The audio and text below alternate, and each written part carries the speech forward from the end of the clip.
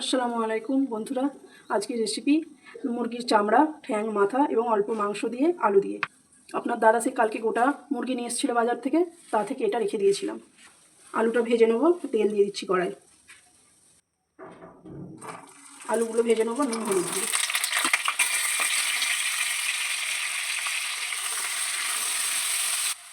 আলু ভাজা হয়ে গেছে, এবার তুলে নেবো। আর একটু তেল দিয়ে দিচ্ছি, তেজপাতা, গোটা গরম মশলা, কাঁচা লঙ্কা চিরা, পেঁয়াজ কুচি ভেজে নেবো। পেঁয়াজ ভাজা হয়ে গেছে, এবার দিয়ে দিচ্ছি চিকেনটা লবণ দিয়ে ভেজে নেবো পেঁয়াজের সঙ্গে। লবণ,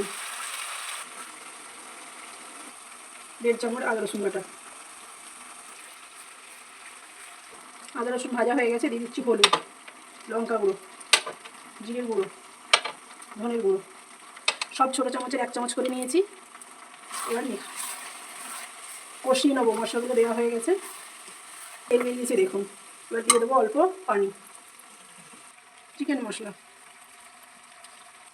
মটরশুঁটি, টমেটো কুচি, এগুলো দিয়ে কষানো হয়ে গেছে দেখুন, তেল ছেড়ে দিয়েছে। এবার ভাজা আলু দিয়ে দেবো, একটু কষিয়ে নেবো। কষানো হয়ে গেছে, এবার দিয়ে দেবো পরিমাণ মতো পানি। এবার চাপা দিয়ে ফুটতে দেবো 3 মিনিট। তরকারি ফুটে গেছে, এবার দিয়ে দিচ্ছি আমার স্পেশাল মশলা 1/2 চামচ, ধনেপাতা কুচি। দেখুন বন্ধুরা, দেখতে কত সুন্দর হয়েছে, একেবারে লোভনীয় লাগছে। একবার হলেও বাড়িতে বানিয়ে খাবেন। লাইক করবেন, শেয়ার করবেন, সাবস্ক্রাইব করবেন এবং নতুন নতুন ভিডিও পেতে আমার চ্যানেলটিকে ফলো করবেন। ধন্যবাদ।